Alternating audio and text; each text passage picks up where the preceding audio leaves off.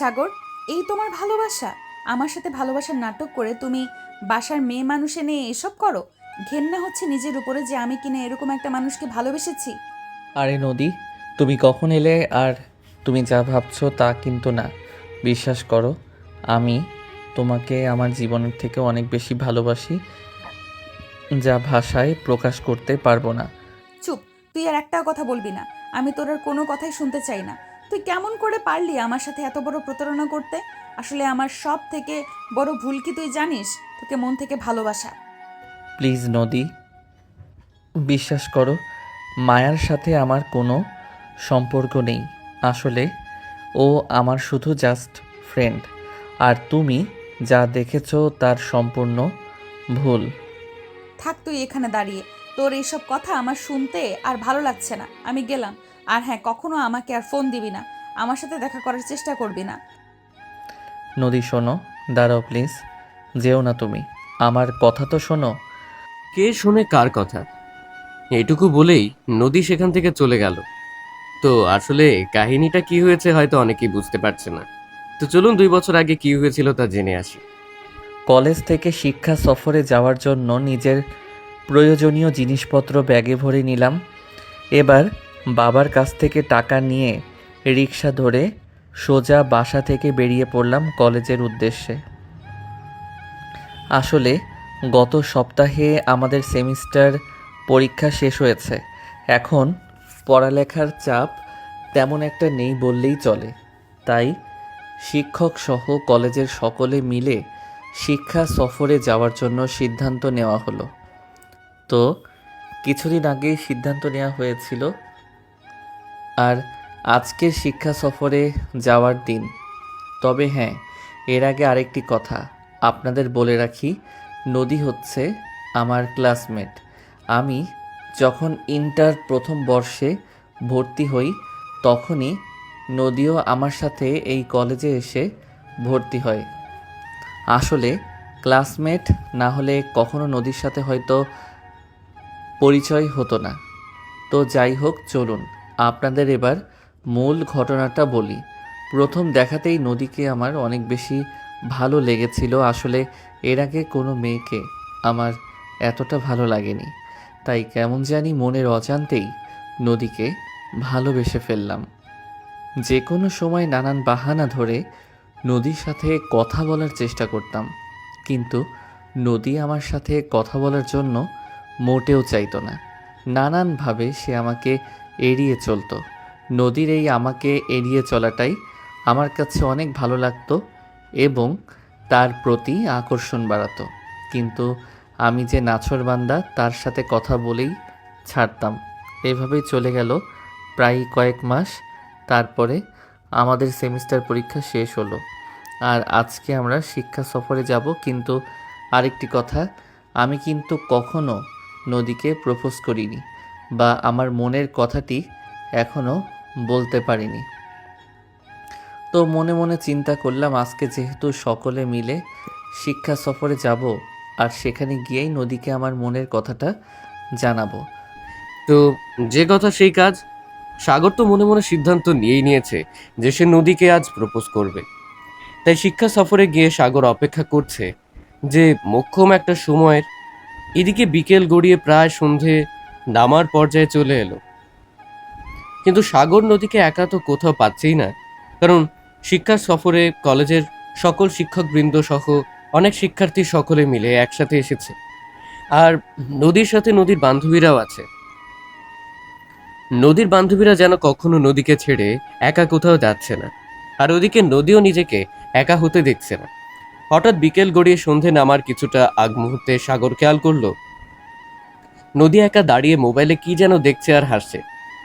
এমন সময় সাগর হাতে একটা লাল গোলাপ নিয়ে হঠাৎ করে পেছন থেকে গিয়ে নদীকে বলল, চোখে স্বপ্ন বুনি, তুমি যেন আকাশের তারা।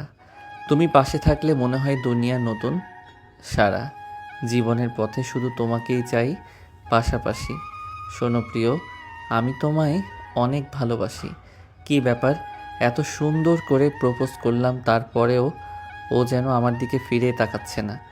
বিষয়টা ভাবতেই হঠাৎ খেয়াল করলাম নদীর কানের ব্লুটুথ হেডফোন তখন নিজের উপরে খুব রাগ হচ্ছিল। রাগের চোটে বলে উঠলাম, ধুর শালার, এত কষ্ট করে একটা ছন্দ বলে প্রপোজ করলাম, আরে দেখি কানে হেডফোন লাগিয়ে খিলখিল করে হাসছে। তখন নদীকে বললাম, আরে এত হাসছো কেন? আর আমি এতক্ষণ কি বলছি তুমি শুনতে পাওনি? কাল থেকে হেডফোনটা খুলে বললাম, কি বলছো তুমি? তোমার কথা তো এতক্ষণ কিছুই আমি শুনতে পাইনি। আর তোমার হাতে গোলাপ ফুল কেন? হায় রে আল্লাহ, এতক্ষণ তোমায় কি বললাম আমি কিছুই শুনতে পাওনি? তুমি আরে না, আমি তো কিছু শুনতে পাইনি। আর যদি শুনে থাকতাম তাহলে কি তোমাকে আবার প্রশ্ন করতাম? আর বলে না তো, তোমার সাথে গোলাপ ফুল কেন? নিজের উপরে ভীষণ রাগ হলো। কি করব বুঝতে পারছি না। এতক্ষণ এত রোমান্টিক করে ওকে বললাম ভালোবাসি, আর ও নাকি শুনতে পাইনি। যাই হোক, কি আর করব, এখন বুঝিয়ে বলি, দেখি কাজ হয় কি না। তারপর আবার ওকে বলতে যাব, তখনই ও বলে উঠল, আচ্ছা সাগর, তোমার হাতের গলাটা তো অনেক সুন্দর আর বেশ সুন্দর গান বেরোচ্ছে। আচ্ছা, ওইটা কি আমাকে দেওয়া যাবে? হ্যাঁ দেওয়া যাবে, কারণ ওটা তো তোমার জন্য এনেছি। কি কি বললে তুমি? আমার জন্য এনেছো মানে? না মানে, না না মানে, হ্যাঁ না। কি না মানে হ্যাঁ বলছো? আসলে তোমার মতলবটা কি বলো তো? না আসলে তেমন কোনো মতলব নেই। এটা বলেই সাগর চুপ করে দাঁড়িয়ে রইল। কিন্তু নদী তৎক্ষণাৎ সাগরকে হালকা করে ধাক্কা দিয়ে বলল, কি হলো, চুপ করে দাঁড়িয়ে রয়েছো কেন বলো? তারপর বুক ভরা সাহস নিয়ে হাঁটু গেড়ে বসে নদীর হাতে ফুলটি দিয়ে বললাম, জানি না কতটা ভালোবাসি তোমায়। কেন জানি এ মন সারাক্ষণ চায় শুধু তোমায়। ভালো যদি বাসো গো আমায়, কথা দিচ্ছি যত যাই হোক আমার ঘরের বউ বানাবো তোমায়। নদী, আসলে আমি যেদিন তোমাকে প্রথম দেখেছি সেদিনই তোমার প্রেমে পড়ে গেছি। আসলে ভালোবাসা কী জিনিস সেটা আমি কখনো পাইনি। জীবনে অনেক সুযোগ এসেছে, অনেকে প্রপোজ করেছে, কিন্তু কারো প্রপোজটা অ্যাকসেপ্ট করিনি। তবে সত্য কথা বলতে, তোমাকে দেখে আমার মনের ভিতর সেই প্রেমটা জাগ্রত হয়েছে। তাই তুমি দেখতে পাচ্ছ না যে তোমাকে অনেক ছলে বলে বাহানায় তোমার সাথে কথা বলতে চাই। আসলে আমি সত্যিই তোমাকে অনেক ভালোবাসি। প্লিজ আমাকে তুমি ফিরিয়ে দিও না। কথা দিচ্ছি সারা জীবন তোমায় অনেক সুখে রাখবো। সাগর মনে মনে ভেবেছিল যে এরকম সিনেম্যাটিক স্টাইলের রোমান্টিক ছন্দের সাথে নদীকে প্রপোজ করলে সে হয়তো তার প্রপোজালটা অ্যাকসেপ্ট করে তাকে ভালোবাসবে। কিন্তু না, নদী উল্টো আরো রেগে গিয়ে ফুলটি সাগরের মুখে ছুঁড়ে মারলো আর তাকে বলল, শালা গরিব ছোট লোকই তোর।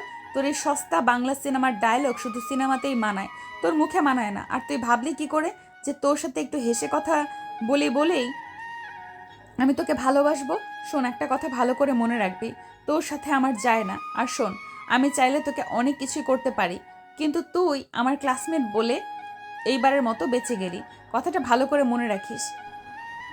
এই বলে নদী চলে গেল সেখান থেকে।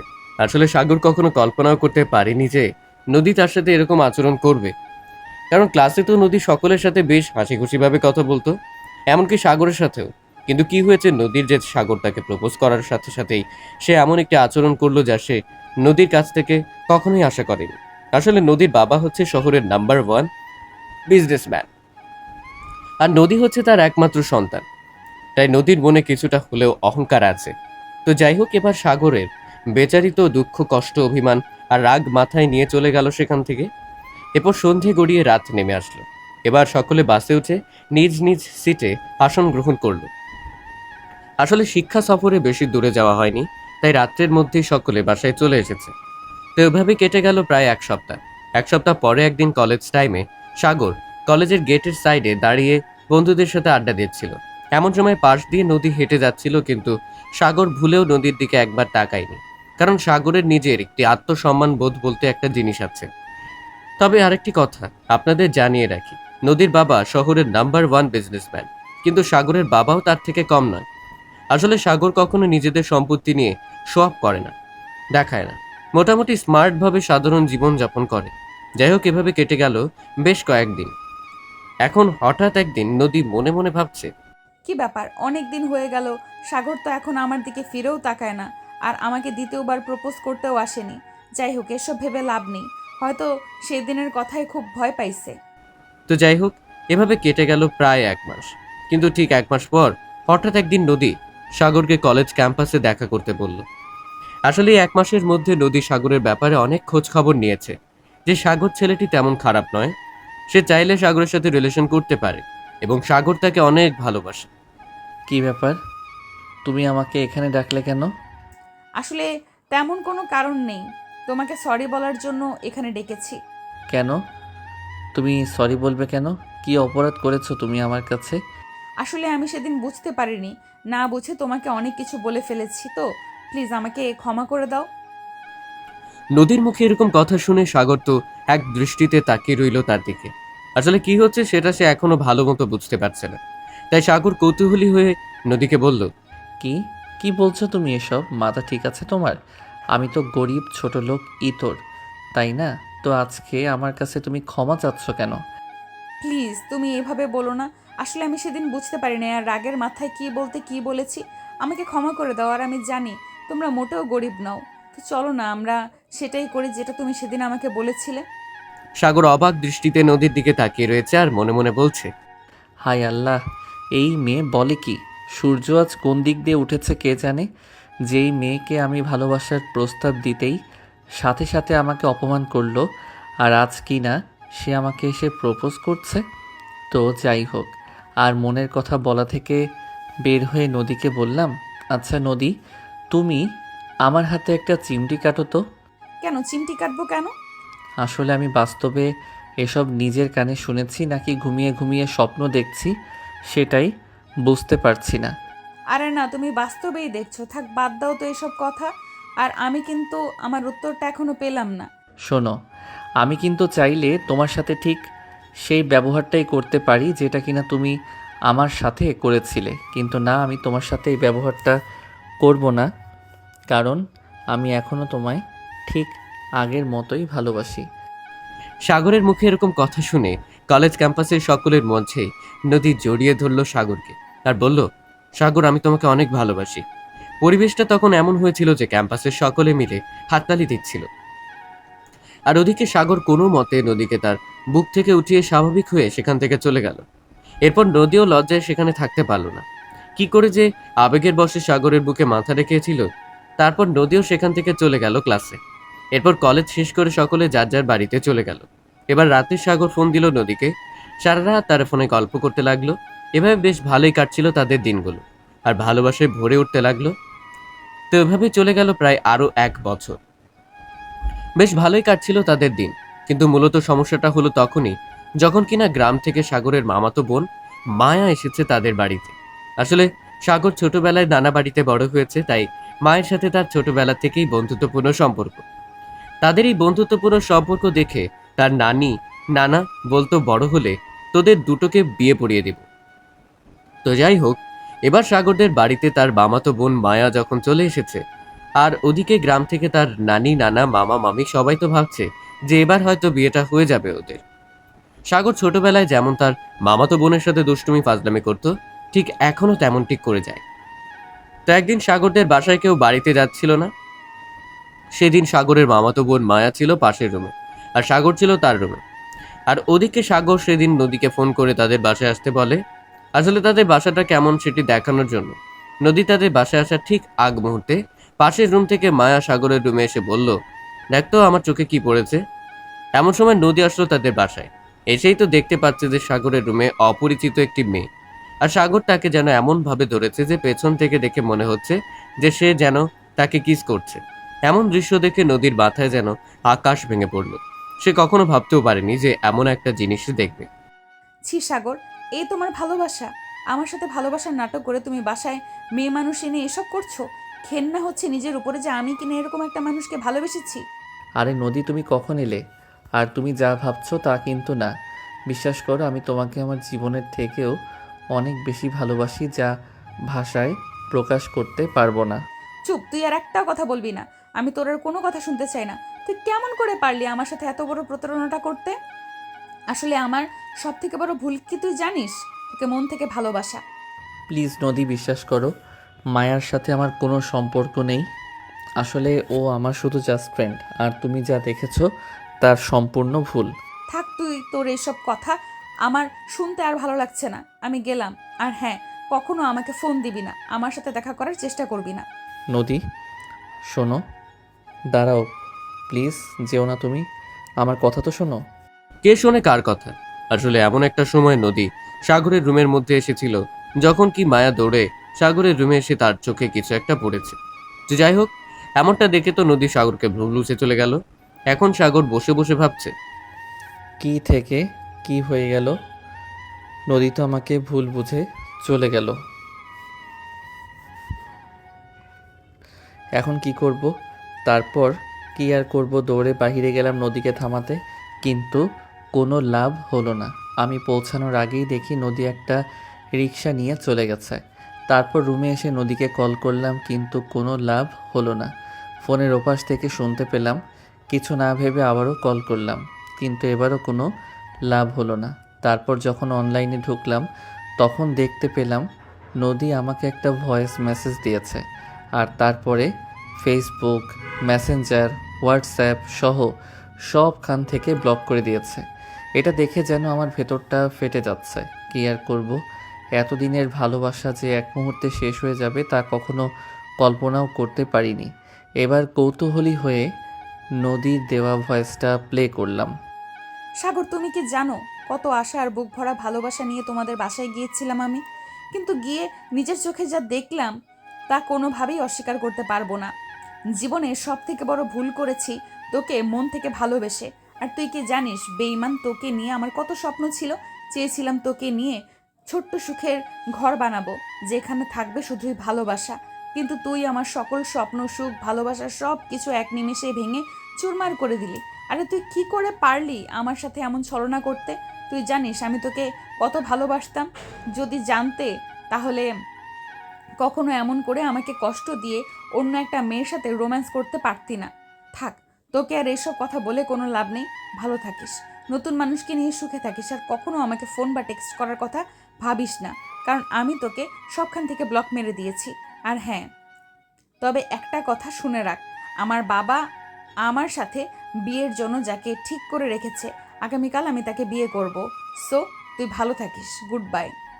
নদীর দেওয়া ভয়েস মেসেজটা শুনে সাগরের মাথায় যেন আকাশ ভেঙে পড়ল। সে কখনো ভাবতেও পারেনি যে নদী তার সাথে এমনটা করবে বা তার সাথে এমনটা হয়ে যাবে। আসলে সাগর কিন্তু নদীকে মন থেকে ভালোবাসে, কিন্তু ছোট্ট একটা ভুল বোঝাবুঝির কারণে আজকে এত বড় ঘটনাটা ঘটে গেল। সাগর এখন কি করবে তা ভেবে উঠে পারছে না, কারণ নদী সাগরকে যে অবস্থায় দেখেছে তা কোনো প্রেমিকার পক্ষেই মেনে নেওয়া সম্ভব না। তো এভাবে কেটে গেল আজকের দিনটি। রাতে বিছানায় শুয়ে সাগর ভাবছে, যাই হয়ে যাক না কেন, কালকে সকালে যাব নদীদের বাসায়, গিয়ে পুরো বিষয়টা নদীকে খুলে বলবো। আসলে আমিও যে নদীকে অনেক ভালোবাসি, আর তাকে ছাড়া আমার বেঁচে থাকা অসম্ভব। আর নদীকে গিয়ে পুরো বিষয়টা বুঝিয়ে বলবো, দেখি সে মানে কি না। আসলে এখানে তো আমার কোনো দোষ নেই। মায়া এমন একটা সময় আমার কাছে এসে বলল, কি আর করব। তো এসব কথা ভাবতে ভাবতে কেটে গেল সাগরের রাত। আর ওদিকে নদী কাঁদতে কাঁদতে সারা রাত পার করে দিল। তো যাই হোক, যে কথা সেই কাজ। সকাল সকাল সাগর তার বাইকটি নিয়ে বেরিয়ে পড়লো নদীদের বাড়ির উদ্দেশ্যে। বাসার গেটের সামনে বাইকটি রেখে যখনই বাসার ভেতর প্রবেশ করতে যাবে, তখনই দুজন দারোয়ান সাগরকে আটকালো আর বলল, এই বেটা, কে রে তুই? এভাবে হুট করে বাসার ভেতরে ঢুকছিস? ভাই প্লিজ আমাকে ভেতরে যেতে দিন, না হলে অনেক বড় সর্বনাশ হয়ে যাবে। কি সর্বনাশ? তবে হ্যাঁ, আর এভাবে পরিচয় না দিয়ে বাসার ভিতরে কেউ যেতে পারে না। সো তুই আগে তোর নিজের পরিচয়টা দে, তারপরে আমি তোকে বাসার ভিতরে যেতে দিব। ভাই আমি নদীর বয়ফ্রেন্ড, আর আজকে নদীর বিয়ে। তো নদীকে আমি অনেক ভালোবাসি, আর নদী আমাকে অনেক ভালোবাসে। নদীর ইচ্ছের বিরুদ্ধে এই বিয়েটি হচ্ছে, তাই আমি সেখানে যাচ্ছি। প্লিজ ভাই এবার আমাকে ভেতরে যেতে দিন। আর নদীর সাথে আমার সাথে অনেক বড় একটা ভুল বোঝাবুঝি হয়েছে, তাই আজকে নদীর বিয়েটি হতে যাচ্ছে। তো আমাকে যদি এখান থেকে যেতে না দেন তাহলে অনেক বড় সর্বনাশ হয়ে যাবে। তাই নদীর বিয়েটি আটকানোর জন্য আমাকে ভেতরে যাওয়াটা খুব জরুরি। কথাটা বলতেই দারোয়ান দুটো আমাকে ধাক্কা মেরে গেট থেকে বের করে দিল আর বলল, বেটা লম্পট, এসেছিস আমাদের বড় সাহেবের মেয়ের বিয়ে ভাঙতে? একে কোথায় আছিস? ধরে বেটাকে উচিত শিক্ষা দিতে হবে। তারপর দারোয়ান দুটো আরো লোকজনকে ডেকে আনলো, এনে সব কিছু বলল। তারপর সকলে মিলে সাগরকে আচ্ছা করে পেটাতে লাগলো। মারতে মারতে এক পর্যায়ে প্রায় আধমরা বানিয়ে ফেললো।